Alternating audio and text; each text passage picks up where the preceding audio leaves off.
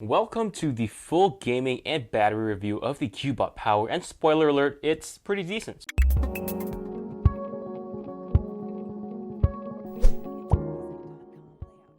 Alright, so just to reiterate, this thing has the MTK 6763 processor, and it has 6GB of RAM and 128 or 64 gigabytes of ROM space. And here I'm playing PubG, so of course we'll start with gaming first, and then we'll talk about the battery life. But here, this is going to be playing at approximately 1080 by 2160, so not bad, and it's currently at medium settings. And I have to say that in terms of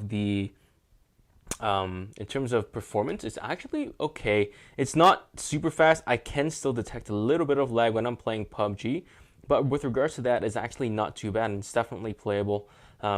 But it really doesn't get hot either, so that one's okay. I'm gonna get in this car and then we'll see how that works. How do I get in the car? I actually don't know how to get in the car, so I'm super dumb.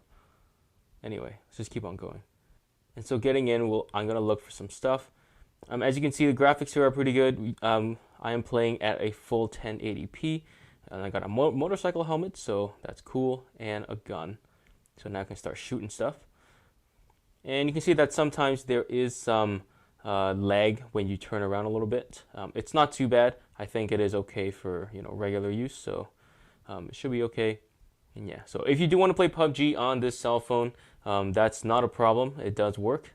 If you want to play something else, PUBG is one of those more intense games. So if you do want to play PUBG, that's fine as well.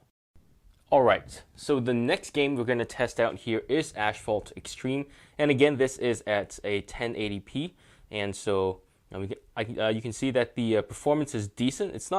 It's actually not as good as I thought it would be. Most of the time it's pretty good. It could be because I just ran I just ran PUBG and I haven't actually deleted it out of memory yet, so that could be the reason. But you know what? No, it's actually getting better now. So yeah, so the performance is getting better, so really nothing to worry about.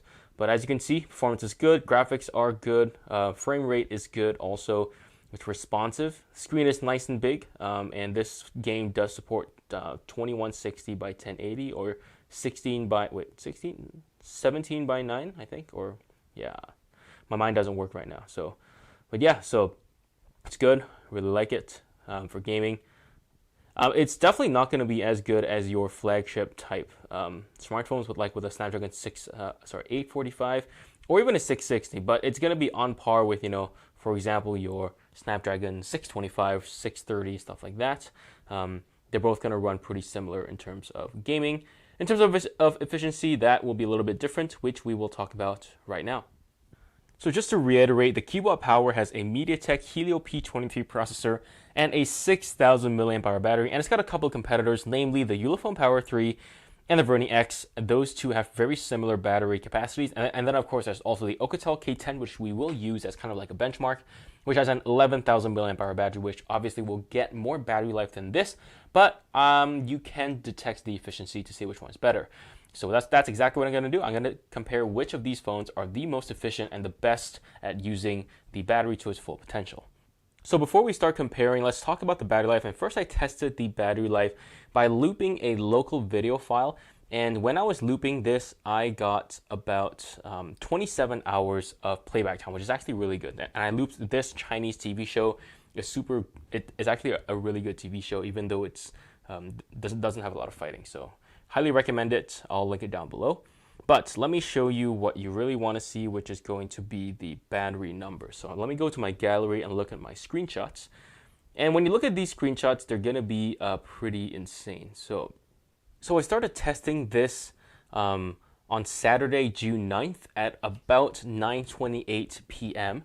And this is really annoying. I can't swipe between items. And the next time I screenshotted it had 60%, and it was about 11 hours into the test. And then we go to the next screenshot, and now we're at 21%, and we're at 21 hours into the test. And then finally here we're at 9%, and we are about 24 hours into the test. And when this thing finally died, I had a battery logger to record the time, and I was at 27 hours exactly of video playback time. In contrast, the Ulefone Power 3 got about 22 hours of video playback with a 6,000 milliamp hour battery, so that's about the same size. And the Verdi X has a 6,200 milliamp hour battery, and that got 24 hours, which is surprising because the Cubot Power has technically a smaller battery, smaller than the Verdi X, same size as the Ulefone Power 3, and it gets 27 hours of screen on time, so it's insanely more efficient than both these other phones. And of course, we can compare both of these to the Octacore K10 with an 11,000 milliamp hour battery, and this phone obviously got 46 hours of screen on time. It's obviously better than this, but if you do the math, and I did the math, the Cubot Power is about 10% more efficient than the Octacore K10, which is insanely good and really shows in this test how Cubot really does a good job at optimizing the software.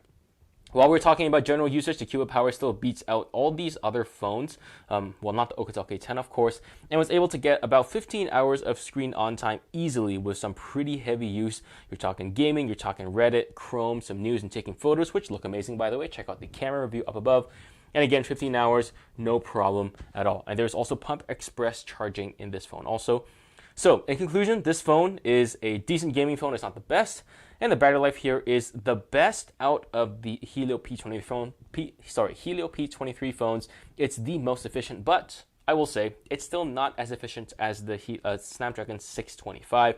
So this phone will get about the same battery life as a Snapdragon 625 phone with a 4,000 milliamp hour battery, which is still really, really good. Like, don't get me wrong, but I'm just saying that it's still less efficient than the Snapdragon 625.